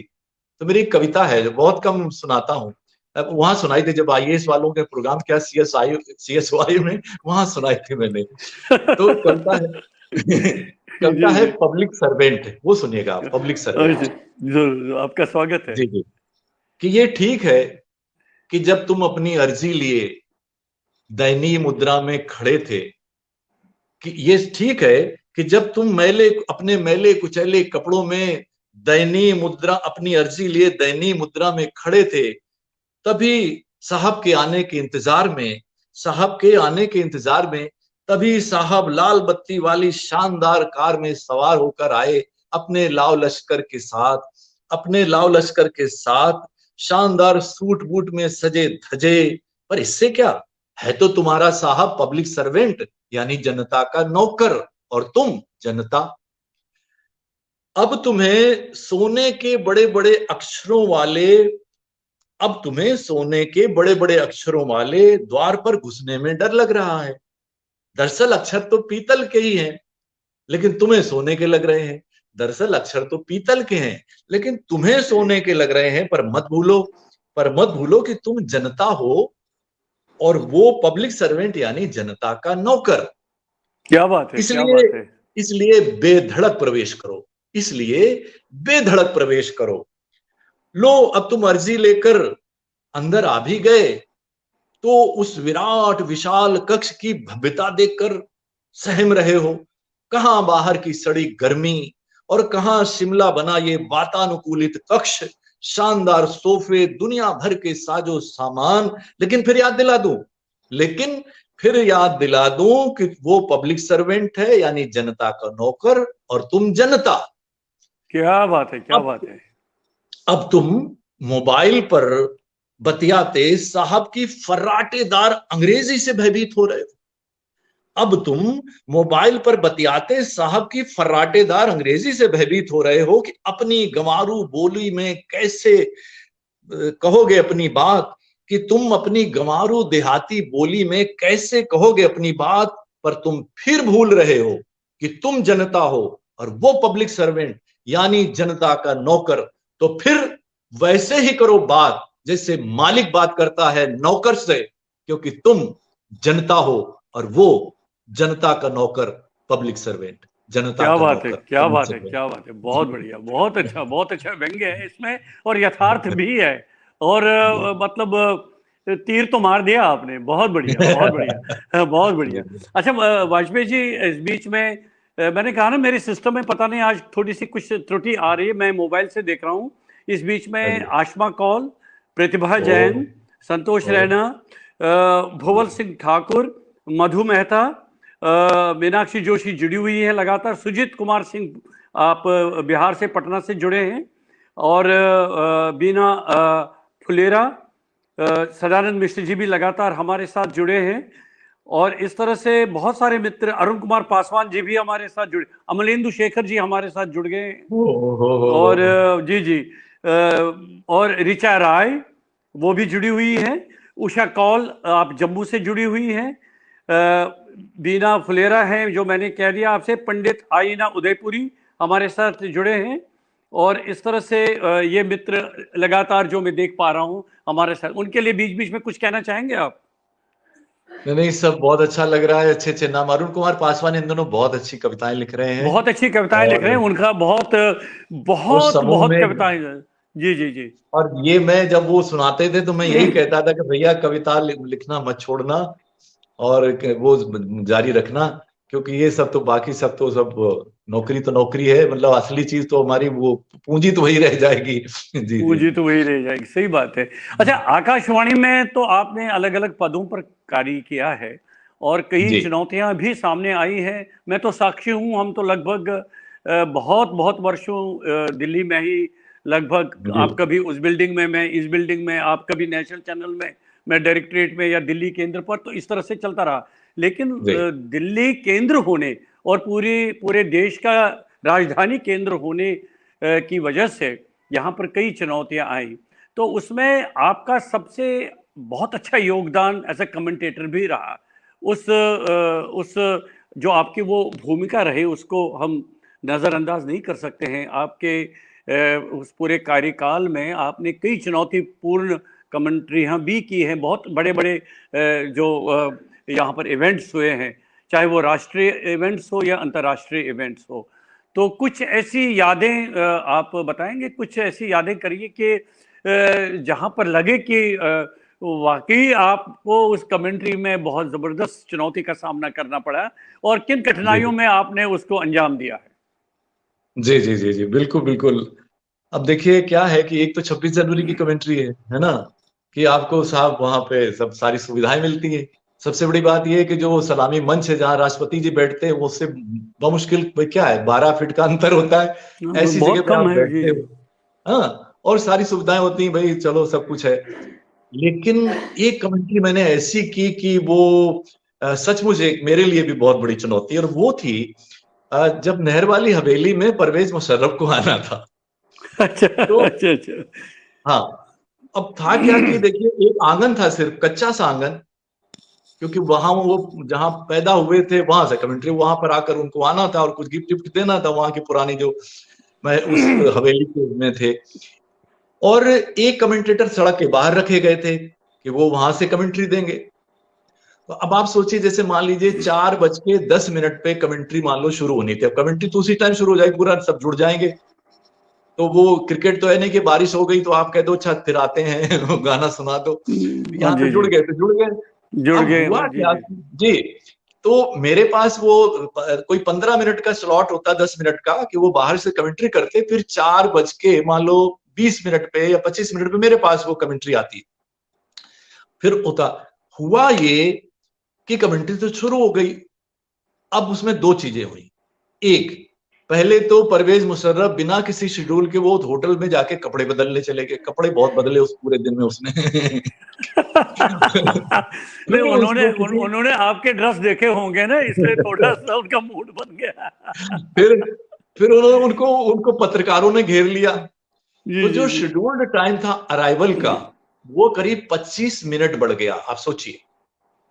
फिर जो कमेंट्री बाहर से होनी थी, तो खबर ये आई कि वो केबिल, भीड़ भाड़ में केबिल कट गया, तो वो कमेंट्री भी अब आपको ही करनी पड़ेगी।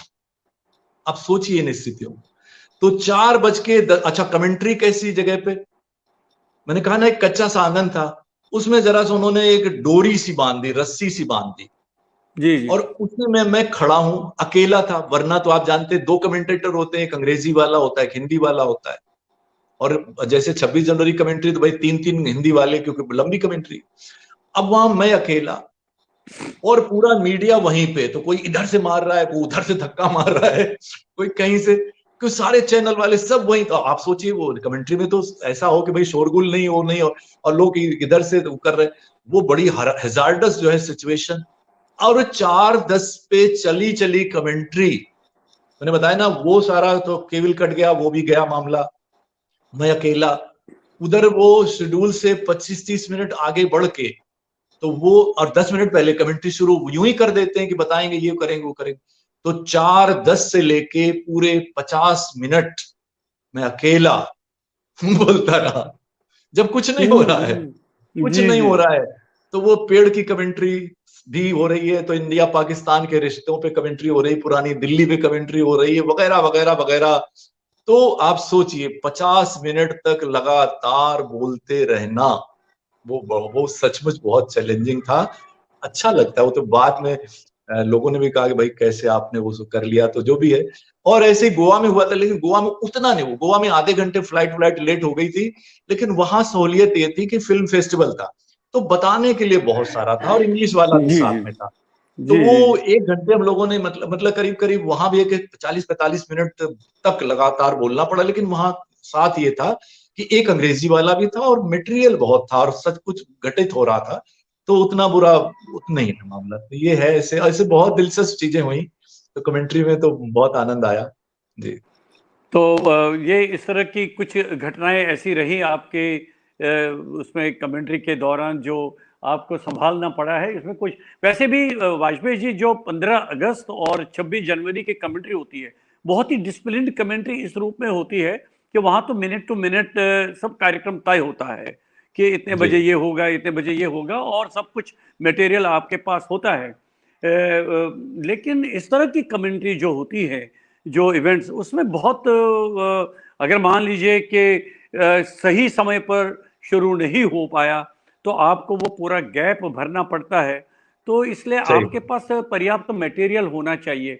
और कोई ऐसी घटना नहीं, और याद है आप? जैसे यही जी यही था, जिसमें क्या हुआ, परवेज मुशर्रफ आए, उन्होंने वो कपड़े पड़े, वो जो महिला थी एक, जिन्होंने वो उनकी उस समय रही होगी, बुजुर्ग हो गई थी, उसको उन्होंने के गिफ्ट दे दी, ना कोई भाषण ना कोई कुछ नहीं, मतलब कोई इवेंट भी तो ऐसे। अब जैसे राम मंदिर वहां पे होता है, अयोध्या में गया, कितनी बार गया भगवान राम के जन्म की कमेंट्री करने के लिए। अब वो कमेंट्री बड़ी विचित्र है।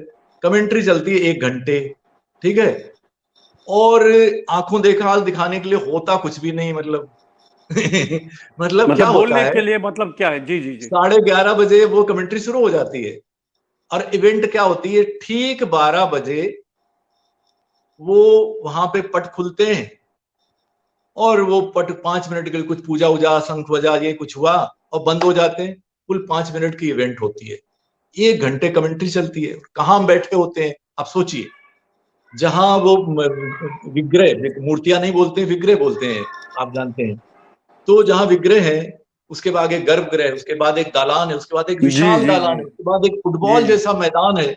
उस फुटबॉल के मैदान के बाद फिर एक दालान आता है, उसके ऊपर जो है पहली फ्लोर पर जंगलों में हम लोग बैठे होते हैं, यानी करीब करीब हो गया नहीं तो आधा किलोमीटर से ज्यादा की दूरी से हम उसको देख पा रहे हैं, और कुछ नहीं दिख रहा हमें, दूरबीन में नहीं होती, कुछ नहीं होता है। तो वो भी बड़ी विचित्र कमेंट्री होती है लेकिन ठीक है, तो चलता है, मतलब तरह तरह की चुनौतियां, उसी चुनौतियों का तो आनंद है जी। जी जी, सही बात है। और और वैसे आप भी भी थे मेरे आपने। साथ, सुनिए, जैसे वो रथ यात्रा की कमेंट्री, अब जी कमेंट्री जी जी, आठ रथ आठ यात्रा घंटे की। कमेंट्री चली, आप भी मेरे साथ थे। 8 घंटे कमेंट्री चले जा रही है, लेकिन चलो उसमें खैर सामग्री ज्यादा इतनी होती है कि चलो चल जाता है। और जो वहां पे वातावरण होता है जिस तरह का है, तो उसमें तो खैर चलिए, उसका एक जी, अलग आनंद है। उसमें उसमें आप मैनेज कर पाते हैं, और वो जी जी। मतलब बोलने के लिए पर्याप्त सामग्री आपके पास रहती है उस समय। तो हाँ उतनी जी जी दिक्कत नहीं आती है। जहां पर जी बिल्कुल आपके पास कुछ बोलने को नहीं है, लेकिन फिर भी आपको बोलते रहना है। कोई जी इवेंट नहीं हो रहा है, कोई घटना नहीं घट रही है, लेकिन आपको बोलते रहना है, वहां पर थोड़ा सा चुनौतीपूर्ण होता है। इसलिए कहते हैं ना, बिल्कुल। कमेंटेटर तो अपने आप में इतनी सामग्री अपने पास उसके होनी चाहिए कि किसी भी जो आपने कल्पना भी नहीं की होती है कि ये होने वाला है, जिसके बारे में आपको बोलना होता है।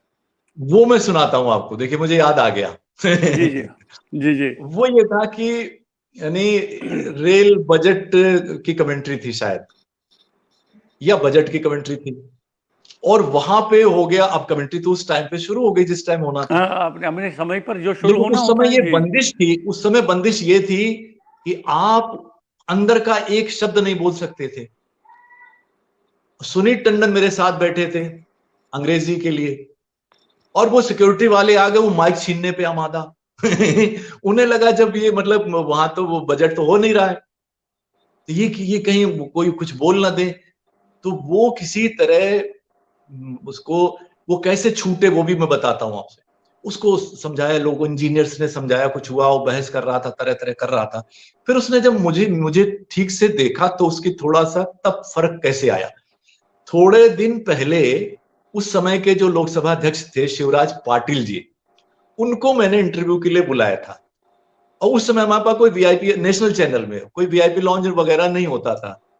तो वो बाहर खड़े रहे थे, वो जो चीफ सिक्योरिटी ऑफिसर था वो मतलब पार्लियामेंट के, जो जो आपत्ति कर रहे थे, तो वो बाहर खड़े रहे थे और हम यहाँ पे वो शिवराज पाटिल जी के साथ गपशप कर रहे हैं, चाय पी रहे हैं, वो सब हुआ।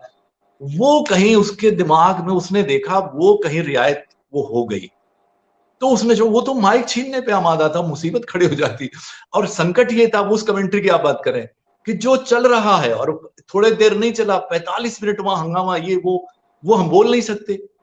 तो बोलना हम सिर्फ जो है रेल के बारे में, हम और सुनील टंडन दोनों 45 मिनट जो है, 1 घंटे जो भी चला ये बखेड़ा, जब तक बजट नहीं शुरू हुआ तब तक हम रेल के बारे में ही बात करते रहे। तो ये करते भी एक रहे। विचित्र हो जाता कि जो चल रहा है आंखों देखा हाल वो नहीं सुना सकते। यानी प्रसारण प्रसारण की रेलगाड़ी जो है उसको आपने रुकने नहीं दिया, उसको जारी हाँ। रखा आपने। तो देखिए अच्छा, अच्छे अब कमेंटेटर। आप मुझे जी जी सुनिए सुनिए सुनिए रहना जी, एक आखिरी सुनाता हूँ। जी, ये बहुत सुनाइए। सबसे सबसे मतलब सबसे कमाल है ये चीज, सबसे जी कमाल जी है। अब मैं इसको खोल सकता हूँ लेकिन हालांकि पता नहीं अभी इसको रहस्य ही रहना चाहिए था, नहीं हुआ ये।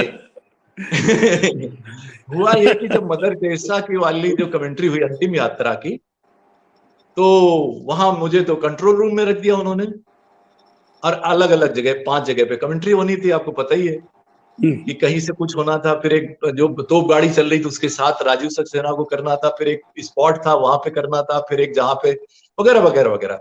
अब मैं बड़ा परेशान था कि मैं काय के लिए आ गया यहाँ, 3 मिनट शुरुआत की, 2-3 मिनट बोला और सबके हवाले करता चला गया। तो मैं बड़ा खींच रहा था यार कि हाँ इतना चल के आए कलकत्ते तक और बोलने के लिए को तो कुछ है ही नहीं। तो अब उसमें मेरे सामने तो एक टेलीविजन दूरदर्शन रख दिया गया कि उससे भैया हम बोल, मॉनिटर रख दिया। अब सोचिए क्या हुआ कि तोप गाड़ी से कनेक्शन कट गया, तो ओहो। कमेंट्री मुझे मेरे ऊपर आ गई, तो मैं कमेंट्री करने लगा।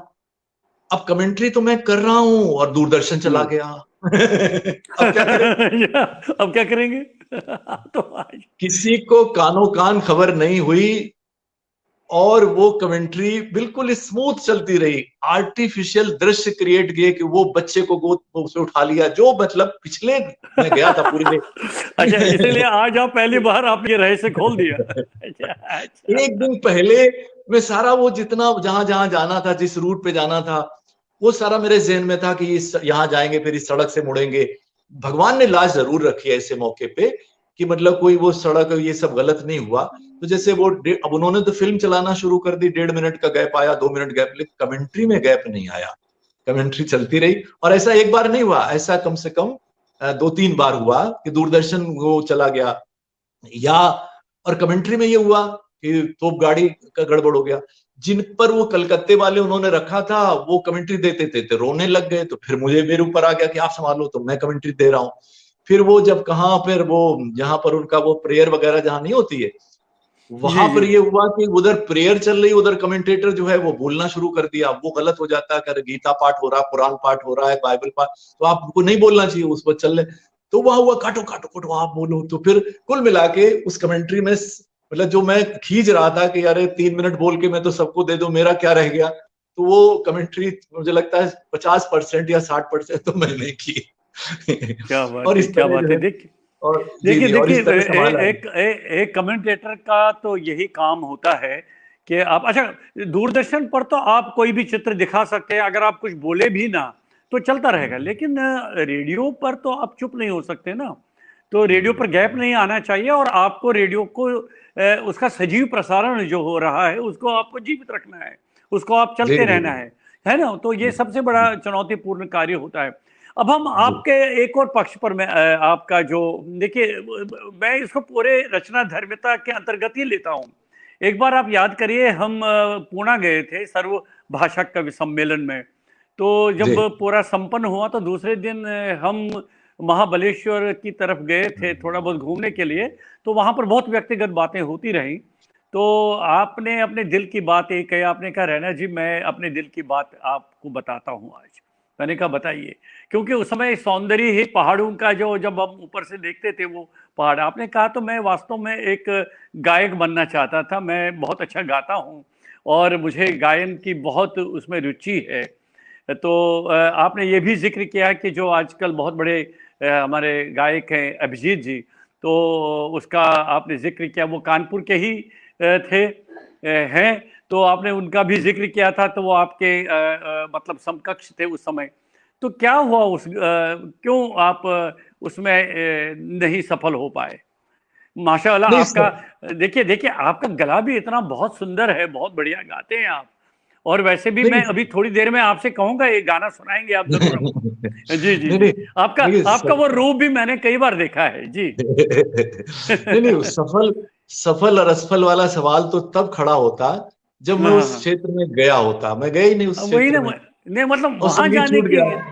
जी जी हाँ, जी और जी। हुआ ये कि मैंने जब बीएससी के बाद बड़े डरते, अब एक वातावरण होता हमारे घर में, वही पारंपरिक जो वातावरण होता है जिसमें सिवाय डॉक्टर इंजीनियर और आईएएस इससे नीचे सोचते ही नहीं है। टॉपर था, ये और मुसीबत थी कि वो टॉप करना, नेशनल स्कॉलरशिप होल्डर।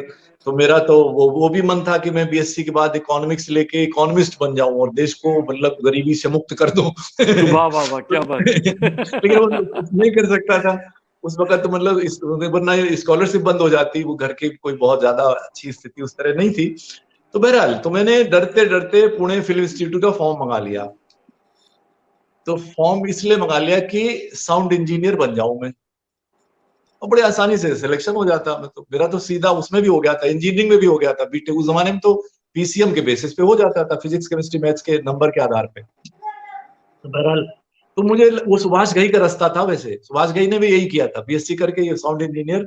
तो मैंने कहा वहां साउंड इंजीनियर बनेंगे तो सारे म्यूजिक डायरेक्टर, सारे गायक वो तो साथ वो रहेगा, तो फिर देखी जाएगी। लेकिन भाई साहब, फॉर्म भर के भेजने की हिम्मत नहीं पड़ी, वो फॉर्म रखा रह गया।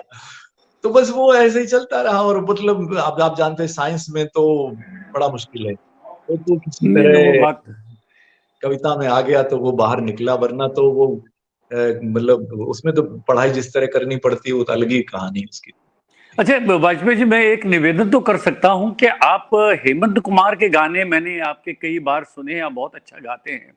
तो कोई एक ऐसा, मैं गीत कहता हूं, मैं इसको फिल्मी गाना नहीं कहूंगा, कोई गीत सुनाइए ना, अच्छा लगेगा।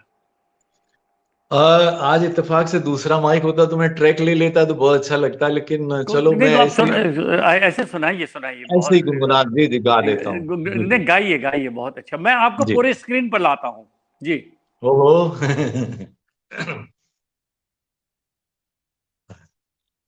या दिल की सुनो दुनिया वालों, या मुझको अभी चुप रहने दो।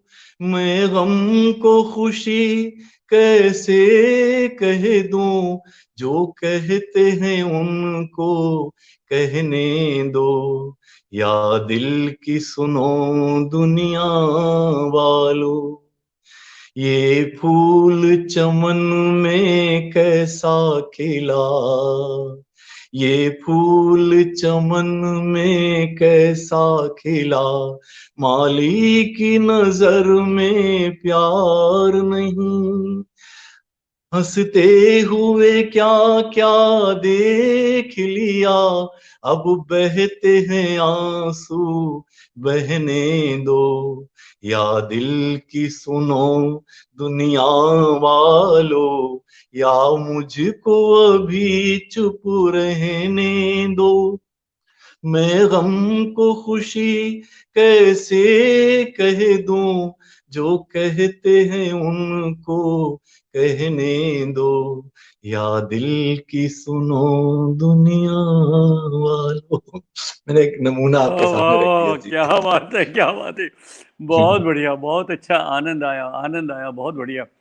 तो अब आप आकाशवाणी में थे, अलग अलग पदों पर आपने कार्य किया है, और मुख्य रूप से तो दिल्ली में, जैसे कि हमने पहले भी इसके बारे में चर्चा की, न दिन न रात कभी भी आना पड़ता था।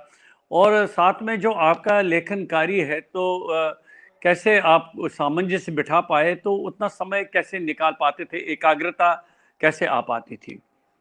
नहीं नहीं, उसका नुकसान ये हुआ जी जी। कि आप सोचिए कि 1975 में मेरी जिंदगी की जो पहली रचना, उस तरह से सोचिए, क्योंकि क्षणिका को मैं कोई वो उस तरह नहीं मानता, कविता उसके वो, लेकिन उस तरह सोचिए तो मेरी लघु कथा 1975 में छपी साहित्यिक परिशिष्ट में, दैनिक जागरण के। तो पहली छपने वाली रचना मेरी लघु कथा थी, और फिर सारिका में बहुत सारी लघु कथाएं छपी।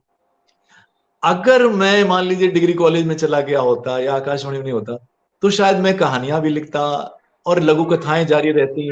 मेरे व्यंग लगातार छपे, बहुत सारे छपे। तो लेकिन आकाशवाणी में आने के बाद अब कविता तो ऐसी कि मैं कोई कविता बैठ के कभी नहीं लिखी, मैंने कभी नहीं। कविता आती है, भीतर काट छांट अंदर अंदर चलती रहती है। और कई दफे जो मतलब लिरिकल पोइट जो गजल वगैरह है, वो तो जब मैं सुना लेता हूँ, फिर मतलब डायरी पे फिर आती है वो, ये रिवर्स प्रोसेस कह लीजिए आप। हाँ, जो छंद मुक्त कविताएं हैं, वो उसका प्लॉट सारा कुछ बन जाता है, तो वो फिर बेशक हमने वो डायरी पे आता है तब लिखी जाती है। तो कविता तो मेरी निभ गई इस तरह से। और वो इसलिए भी निभ गई कि जो मुझसे मिलता है, एक बन जाता ना एक मुद्दा वो उसमें से, कि अच्छा आजकल क्या लिख रहे हो, ये क्या, या कभी जाना आना होता रहा है, जैसे कभी सम्मेलन छोड़े बहुत है मैंने कितने कभी मैंने छोड़े हैं, और ऐसे छोड़े हैं कि बोले भाई उर्दू से मैं सिर्फ बशीर बदर को चाहता हूँ, हिंदी से आप आ जाइए। अब कहाँ आ जाइए, तो पता चला वो गोरखपुर, उस वक्त फ्लाइट व्लाइट का चक्कर इतना था नहीं, तो गोरखपुर में हम आपको या तो कार से ले लेंगे या फिर आप बस से यहाँ आ जाइए। मैंने कहा भैया माफ करो।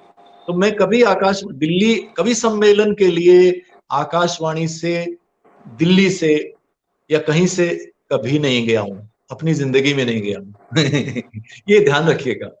तो बस वो कविता लेकिन हाँ वो चलती रही। और कब ज्यादा अच्छा लेखन हुआ, तो पता चला कि वो बैठे वहां पे वेटिंग रूम में बैठे, आप भी जानते हो वो प्यारा सा वेटिंग रूम हमारा है। अब मंत्री जी को आना है, और मंत्री जी 1 घंटे बाद आ रहे हैं। अब आप ना उठ के कुछ काम कर सकते हो ना आप कर सकते हो, कि पता नहीं कब आ जाए। अब बैठे वहां पे, तो वहीं बैठे बैठे कुछ हुआ, तो ऐसा अजीब सा टाइम होता है ना। मैंने बहुत सारा कुछ तो वहां लिखा है, जो जैसे टूर पे निकले हैं तो ट्रेनों में लिखा है। हमने जैसे इंदिरा गांधी यूनिवर्सिटी के कोर्सेज लिखे हैं इस पे ब्रॉडकास्टिंग के। तो मैं जैसे लंच टाइम में चला गया, जंतर मंतर पे जाके बैठ गया, जाके वहां लिख डाला। या कभी शनिवार इतवार जैसे वो फोन इन खत्म किया तो सीधे साहित्य अकेडमी की लाइब्रेरी में जाके लिख लिया। तो मेरा लेखन इस तरह से हो पाया। उस तरह नियमित लेखन तो वो भूल ही गया था मैं, उस तरह बैठ के लिखना या कुछ करना लिखना। मैंने अपने व्यक्तिगत जीवन में भी ये देखा वाजपेयी जी कि आकाशवाणी में जब आप कार्यरत है और ऐसे पोस्ट पर है जहां पर आपके पास कई ऐसे महत्वपूर्ण कार्य हैं जिनको आप टालने का तो सवाल ही नहीं है या छुट्टी लेने मतलब का ही नहीं सवाल था। नहीं है, तो उस रूप बिल्कुल से आप एक प्रोफेशनल राइटर नहीं बन सकते हैं, नहीं लिख सकते हैं, बिल्कुल बिल्कुल नहीं बिल्कुल कर सकते हैं। आपको या तो इसका सेक्रीफाइस करना पड़ेगा या वहां से आपको कुछ सेक्रीफाइस करना पड़ेगा। दो बिल्कुल ट्रैक पे आप एक साथ नहीं चल सकते हैं, इसमें कोई जी शक जी नहीं है। यही कारण है कि हम जैसे लोगों ने, आप जैसे मित्रों ने बहुत कुछ खोया भी इसमें, जी इसमें जी कोई शक बिल्कुल नहीं है, इसमें कोई शक बिल्कुल। नहीं है। तो अब एक और महत्वपूर्ण पक्ष आपके कवि होने का ये है कि आपको बहुत सारी विदेश यात्राएं करने का मौका मिला। तो जी जी जी बहुत सारी, हाँ, वो पक्ष बहुत महत्वपूर्ण है। तो कहाँ कहाँ आप, कैसा अनुभव रहा बाहर का? क्योंकि पूरा तो आप विवरण तो दे नहीं पाएंगे, लेकिन मुख्य रूप से संक्षिप्त में क्या क्या अनुभव रहा आपका, और विशेषकर रेस्पॉन्स क्या रहा बाहर के लोगों का? नहीं, बाहर तो देखिए बड़ा वो, अभी दुर्भाग्य से वो मुझे अफसोस होता है कि विदेशों में भी जो है ना, अब ये जो नंबर 2 के कवि हैं वो पहुंचने लग गए। एक पूरे अब जो है ना डुप्लीकेट कवि। अब वो चीख मतलब कवि सम्मेलन में तालियां लूटने वाले, वो कविता विता तो क्या है उनके पास भगवान जाने। लेकिन वहां एक बड़ा जैसे जैसे इंग्लैंड में होता है, तो उनका बड़ा ऐसा था कि वो एक कोई इस तरह के मतलब उसमें जो जैसे हमारे केदारनाथ सिंह हैं, इंदु जी जी जैन जी। है, अशोक बाटे, तो एक उस धारा का वो बुलाते थे कभी। एक कोई गीतकार नीरज जी जैसे वो चले गए। एक कोई कवित्री बुला ली उन्होंने, और एक हास्य वाला बुला, बड़ा उनका ये कॉम्बिनेशन होता था, 4 अच्छा, लोग इस बुलाते तरह थे। से, जी जी जी इस जी तरह जी। से होता था। और फिर वो भी टूटा, तो जैसे मेरिट जब मैं गया 2 बार गया, तो फिर वो उन्होंने मतलब उसमें कभी बेशक उन्होंने गीत वाले बुलाए, लेकिन वो ठीक था। अभी हास्य वाले इस तरह के, तो एक तो वो बड़े श्रद्धा से सुनते हैं भारत वाले, भारतवंशी, और अच्छी कविताएं सुनते हैं, गंभीर कविताएं सुनते हैं। और वहां जैसे हमारे एक साथी गए, अब उनकी आदत थी तो बर्मिंघम में ताली मांगने की, तो वो एक बुजुर्ग खड़े हो गए, भाई हम बहुत अच्छे से सुन रहे हैं, आप बीच बीच ताली क्यों मांगते हैं? तो वहां अच्छा, अच्छा।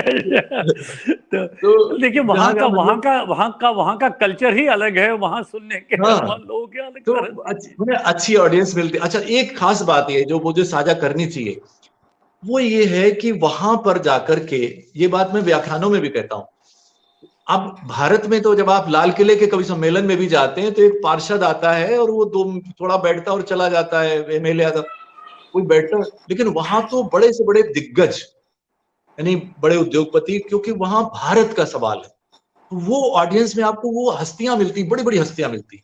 मैंने ट्रिनिडाड में कविता पाठ करके मैं बाहर निकला तो एक बड़ी शालीन सी महिला, बड़ी मतलब, और वो अपने, उससे लग रहा था कोई प्रोफेसर होंगी कॉलेज की, मतलब जो उनके चेहरे का वो सारा वो था, बड़ी शालीन सी। तो उनसे पूछा तो आप कहीं पढ़ाती हैं? बोले नहीं नहीं नहीं, आपने, मैं, मेरी यहाँ स्टील की फैक्ट्रियां हैं, और लक्ष्मी मित्तल को तो आप जानते होंगे, मैं उनकी छोटी बहन हूँ। अच्छा, बहुत ये बढ़िया, ये बहुत बढ़िया। ये इस तरह का भाव रहता है। अच्छा, तो ये अच्छी बात है। और आखिरी बात जो है, जैसे वेनेजुएला गया, वहां से बहुत सारी जी, चीजें सीख के आया।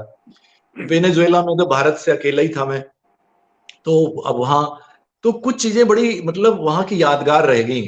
एक चीज तो ये कि वहां मैं जैसे 10 दिन वहां रहा, उस देश में मैं चौंका, मेरे को भी ये वो नहीं रही, उस तरह इस तरह से चीजें नहीं जमी थी दिमाग में, कि 10 दिन मैं मतलब होटल में कैद होके रहना पड़ा। क्यों? क्योंकि वहां सब कुछ स्पेनिश, अंग्रेजी का नामो निशान नहीं कहीं। मुझे लगता है जैसे हमें भी ऐसा लगता है, बाको को लगता है पर पूरी दुनिया में अंग्रेजी अंग्रेजी है, तो ऐसा कुछ भी नहीं है। और वहां वो दुभाषिया मिली हुई थी, तो वो तो ठीक है, कार्यक्रम में चले गए, वो सारा कार्यक्रम कर लिया, बाकी आप कहीं हिल नहीं सकते। तो एक चीज तो ये मैंने देखी। दूसरी खास चीज ये देखी कि 50 देशों के कवियों में मतलब 4-5 कवि होंगे जो अंग्रेजी वाले देशों के थे, अमेरिका, मेक्सिको वगैरह वगैरह। बमुश्किल 5 कवि ऐसे होंगे, जैसे उनमें से मैं भी, जो मतलब टूटी फूटी अंग्रेजी जानते थे। उनको अंग्रेजी, जैसे हमारे साथ कोरिया, एशिया से सिर्फ कोरिया की कवित्री गई थी, उसने अंग्रेजी भाषा का नाम सुन रखा था सिर्फ, बोले हाँ यार, बस। कोई मतलब जैसे हमारा संवाद हो रहा था, तो वो उसको तो कोई अंग्रेजी से लेना, और आधा अक्षर भी नहीं आता था। तो बाकी जो 30-40 कवि वहां थे, ये 10 आप निकाल दो, उनको अंग्रेजी से कोई लेना देना नहीं था, आधा अक्षर भी नहीं आता था उनको। ये भी एक बड़ी सीख वाली बात थी। तो हमें लगता था जैसे अंग्रेजी पूरी दुनिया में, ऐसा कुछ भी नहीं है, सिर्फ कॉमनवेल्थ नेशंस जो अंग्रेजों को गुलाम रहे, बाकी 200 देशों में से इन 50 देशों को निकाल दें तो 150 देशों में अंग्रेजी का कोई मतलब, पोलैंड में भी कुछ मतलब नहीं है।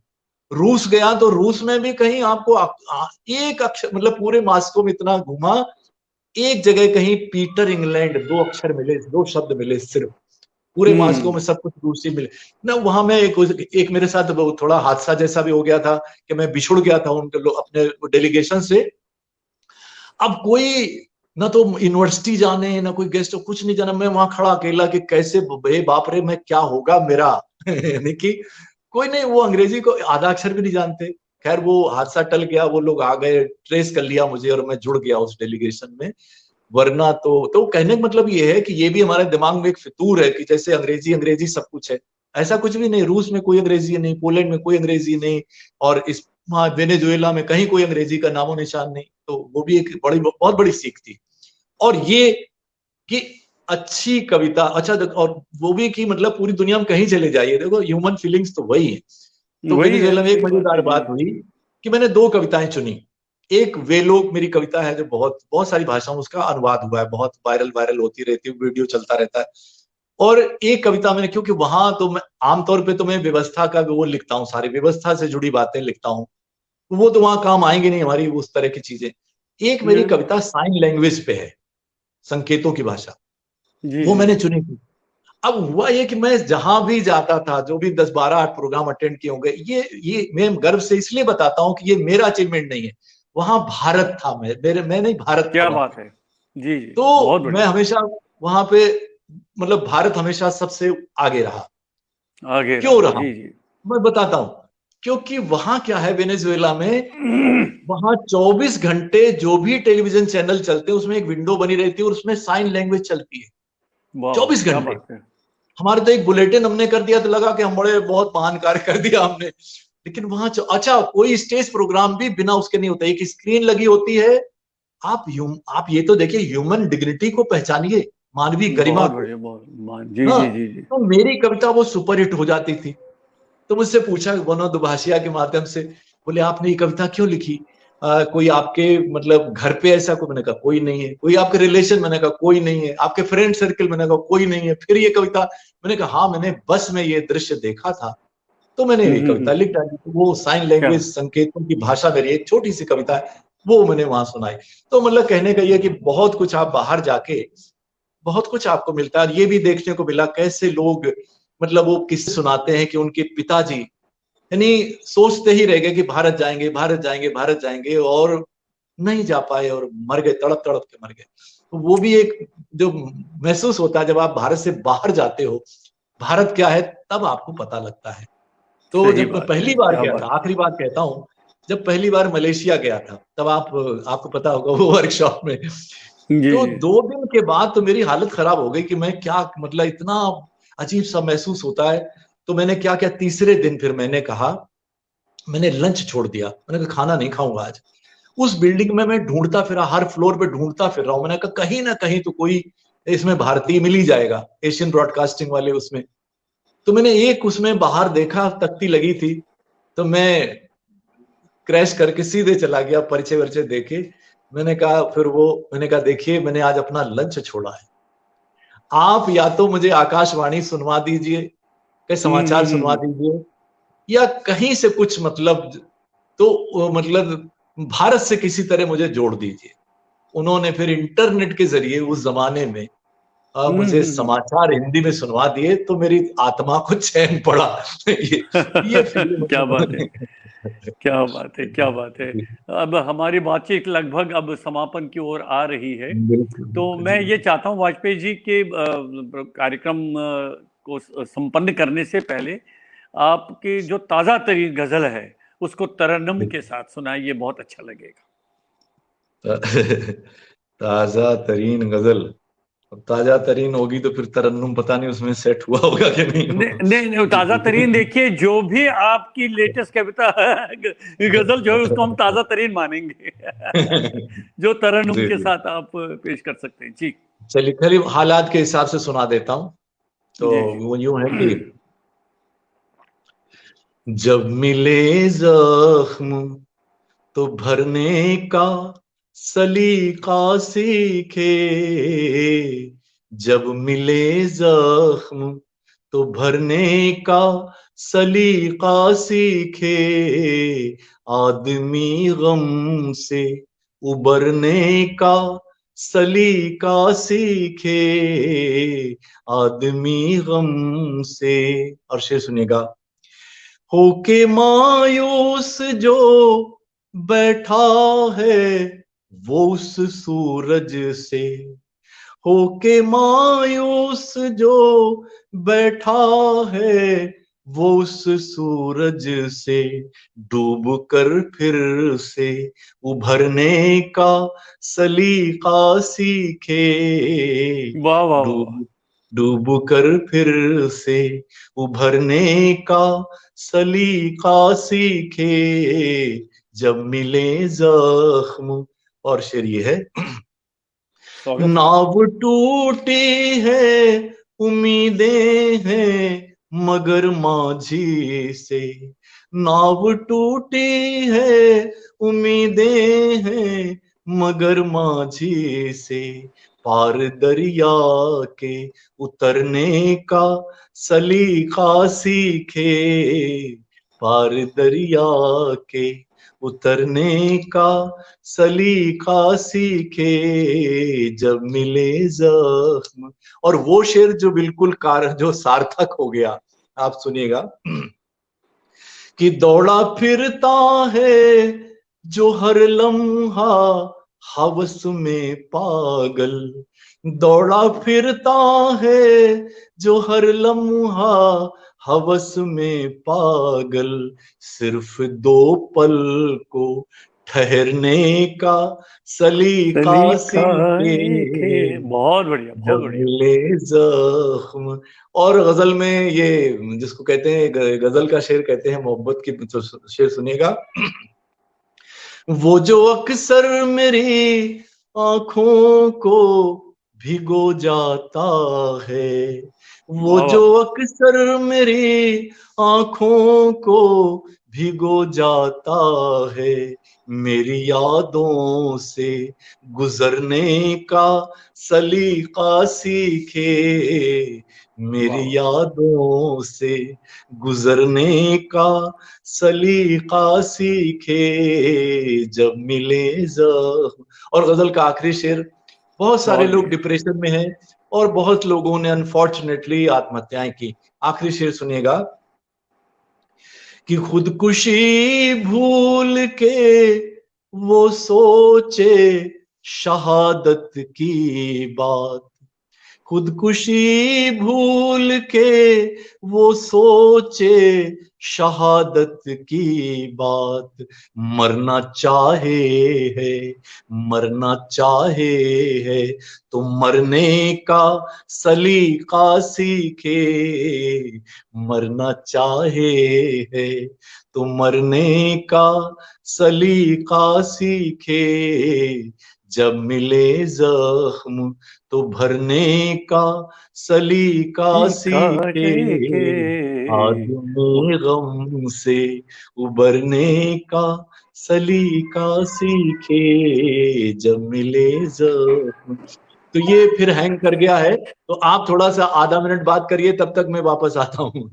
कोई बात नहीं, कोई बात नहीं, आप कर लीजिए, कर लीजिए आप। तो मित्रों, ये हमारे साथ श्री लक्ष्मी शंकर वाजपेयी जी हैं, जो बहुत अच्छी गजल सुना रहे हैं। फिर थोड़ी सी तकनीकी जी जी अच्छा, ये बीच बीच में किसकी परीक्षा ले रहा है ये? जी ये जी, पूरा सुनाइए। कार्यक्रम हो गया, चले गनीमत है, नहीं तो बहुत। बहुत बहुत बढ़िया, बहुत अच्छा रहा।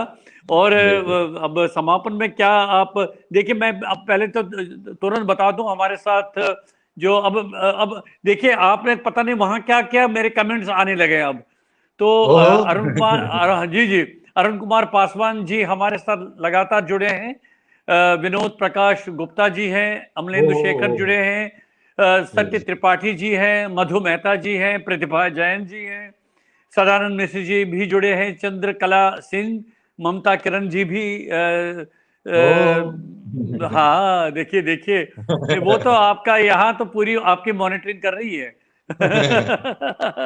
और अशोक सराफ घायल जी भी हमारे साथ जुड़े थे। तो अच्छा, वाजपेयी जी, अब कार्यक्रम समाप्त करने से पहले जो हमारी नई पीढ़ी है, जो जी जी। इसमें शौक रखती है गजल लिखने में, उनको अब कीर्ति काले जी भी नमस्कार कर रही हैं।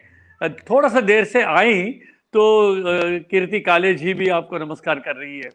और तो उनको मैं ये नहीं कहूँगा कि आप उपदेश क्या देंगे, लेकिन उनको क्या सलाह आप देना चाहते हैं कि किस तरह से उसका पालन करें, जो इसके अपने खास नियम होते हैं, क्या क्या राह उनको अपनानी चाहिए? जी जी जी। बात यह है कि कविता को लोग बहुत मतलब आसानी से ले लेते हैं। मैंने देखा है, मतलब माइक पे लोग बोल देते हैं कि देखिए भाई मैंने तो लिख दिया, अब ये क्या है, गजल जो भी है। अरे क्या है यार, ये कोई बात है?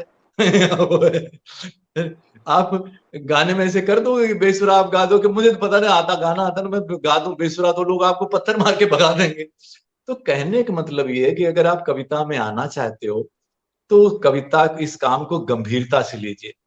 कवि देखिए, शौकी आपने लिख दिया, सभी लिख सकते हैं, कोई लिख सकता, कोई बड़ी बात नहीं। लेकिन कवि होना एक बिल्कुल अलग बात है, और वो बहुत जिम्मेदारी का काम है। जब आप कवि होते हैं तो आप फिर हिंदू नहीं हो सकते, आप मुसलमान नहीं हो सकते, सिख ईसाई नहीं हो सकते, फिर आप सवर्ण और दलित नहीं हो सकते, फिर आप उस तरह से आप किसी भीड़ का हिस्सा नहीं हो सकते। फिर आप बहुत, ईश्वर ने आपको भेजा है, किस एक मिशन के साथ भेजा है। आप आपको एक एक चिंतक अच्छा बन जाए, इंसान होना चाहिए, एक अच्छा अच्छा इंसान बन इंसान के होना रहना। चाहिए। समाज को परखिए, देश को परखिए, सत्ता को परखिए, सत्ता से आंखें मिला के बाद मुझे गर्व होता। आज मैं उन चीजों को अब महसूस कर सकता हूं। उस वक्त तो जुनून था, पागलपन था, मैंने महसूस नहीं किया कि क्या होने वाला है। लेकिन पूरे आपातकाल में जब घनघोर इमरजेंसी लगी थी, हजारों की भीड़ में, और मैंने खुलेआम व्यवस्था विरोधी कविताएं सुनाई, दूसरे दिन अखबार में छपता था, इमरजेंसी की धज्जियां उड़ी, ऐसे हेडलाइन बनती थी।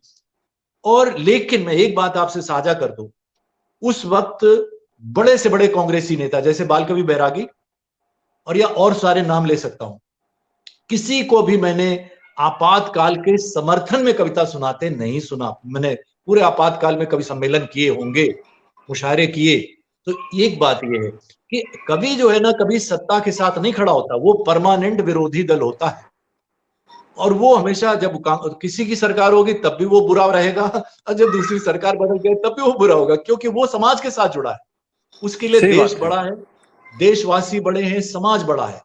कोई आ जाए, कोई मेरे लिए कोई प्रधानमंत्री है, वो नागरिक के नाते उनका सम्मान है, लेकिन बाकी कोई मतलब नहीं। हम कवि के नाते किसी भी सत्ता से बहुत ऊपर है।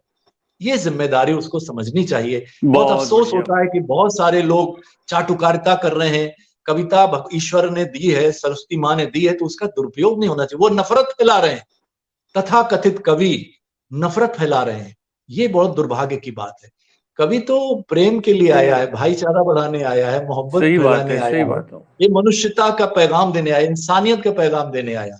जो गलत बहुत है वो बढ़िया ठीक, बात। उस पर आप प्रहार सही करिए, कोई बात है। दिक्कत नहीं। तो नई जी पीढ़ी जी के लिए आपने बहुत अच्छा ये एक मंत्र दिया है कि नई पीढ़ी को किस तरह से अपनी लेखनी से, अपनी कलम से, उसकी तीव्रता से लेखन को आगे चलाना चाहिए। वाजपेयी जी, बहुत अच्छा लगा। तो अब बहुत सारे कवि, कलाम भारती जी, महेश कटारे सुगम जी, आशमा ओहो। कौल जी भी हमारे, हाँ, बहुत सारे मित्र हमारे साथ जुड़ गए हैं। तो मैं सभी मित्रों का हार्दिक स्वागत करता हूं। अब कि वे हमारे साथ जुड़े रहे और पूरे हमारे इस कार्यक्रम को देखते रहे। और वाजपेयी जी, आपका हृदय से आभार व्यक्त कर रहा हूं, आपने समय निकाला। इस अरे बीच कोई में आपके भी समय समय आ रहा है। पार्थ सारथी थपलियाल जी भी आप कह रहे हैं बहुत बढ़िया, देर आए, थोड़ा सा दुरुस्त आए, थोड़ा सा देर से जुड़ गए। तो आप अब हमें अनुमति दे मैं दीजिए। मुझे नहीं नहीं, ये मेरा भी कर्तव्य बनता है कि आप ये, मैं इस पटल को, बहुत सारे कार्यक्रम मैंने भी देखे हैं, और आपने इस पटल पे आमंत्रित किया, और आपके साथ चर्चा करना, आप इतने स्वयं इतने समर्थ कवि हैं, इतने समर्थ ब्रॉडकास्टर, आपके साथ भी आपने बड़े बड़े, जब मैं मतलब वो दिल्ली स्टेशन पे नहीं, नेशनल चैनल पे था, और नेशनल प्रोग्राम वगैरह, जब आप बड़े बड़े दिग्गजों को इंटरव्यू करते हैं, तो वो भी मैंने सारे सुने हैं।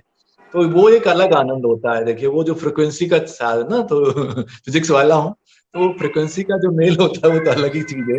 क्या तो आपका भी बात है। बहुत आभार, सबका अभिनंदन, सबका आभार जो भी यहाँ जुड़े रहे। शुभ रात्रि, नमस्कार, फिर मिलेंगे। नमस्कार वाजपेयी जी, बहुत बहुत धन्यवाद। मित्रों, रचना धर्मता कार्यक्रम में आज हमारे समक्ष थे, हमारे इस कार्यक्रम में उपस्थित थे श्री लक्ष्मी शंकर वाजपेयी, वरिष्ठ साहित्यकार, कवि और मीडिया कर्मी। और जो मित्र हमारे साथ इस बीच में जुड़े, उनका भी मैं हृदय से आभार व्यक्त करता हूं। अब मुझे आज का ये कार्यक्रम संपन्न करने की अनुमति दीजिए। नमस्कार।